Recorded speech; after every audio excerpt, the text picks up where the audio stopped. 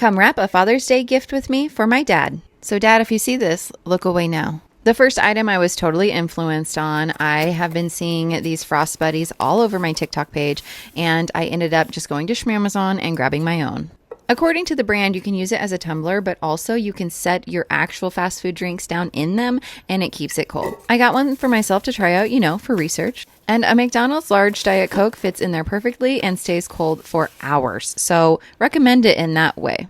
I was also influenced to buy this spatula. I ended up getting another one because I loved it. It's so versatile. It's like a spoon and a spatula all in one. So I grabbed my dad one since he likes to cook. Now that I'm ready to wrap, I'm going to go to my craft closet and I'm going to grab a few wrapping items. I'll need some tissue paper to fill the empty spaces of the box. So I tried to grab the most beat up one because it was going to get wadded up anyway. And then I know I have some masculine wrapping paper. I forgot I do have this Nebraska Cornhuskers paper in here. My dad is a huge fan, so I'm going to use that. I also grabbed my ribbon and string container.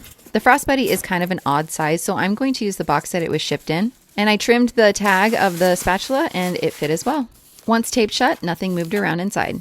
The Cornhusker paper was still in the package from the thrift store, and so I had to open it. They were stapled together again. I don't know why. And once I started unfolding them, I got discouraged because I could tell this had been used before. In fact, there were remnants from a previous label. Thankfully, there were two sheets because one ended up being unusable and I had the other for a backup. It was almost the exact size I needed it to be. I thought this was a really great box for wrapping, but once I got started, those uneven edges were definitely tricky because the paper wanted to dip in. I probably should have shaved those off, but I was already in it, and so I just went with it.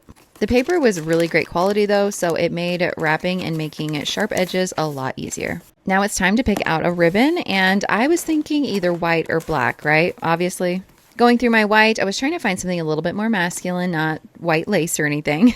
I did find a shoestring type of material, and then I decided maybe I'd go through the black. I did have some really pretty black lace, but I ended up going with this really thick yarn. If you've been here long and you watched me wrap gifts, you know that I am a sucker for really thick yarn. There is just something so vintage and childlike about it. I don't know. It's just so cute. So I measured out the length and then got a good start and went ahead and wrapped it around. I've had a few of you share with me how to do that in a way that doesn't make the present rock back and forth, and I promise I will look into that. But for now, I thought that this was really cute.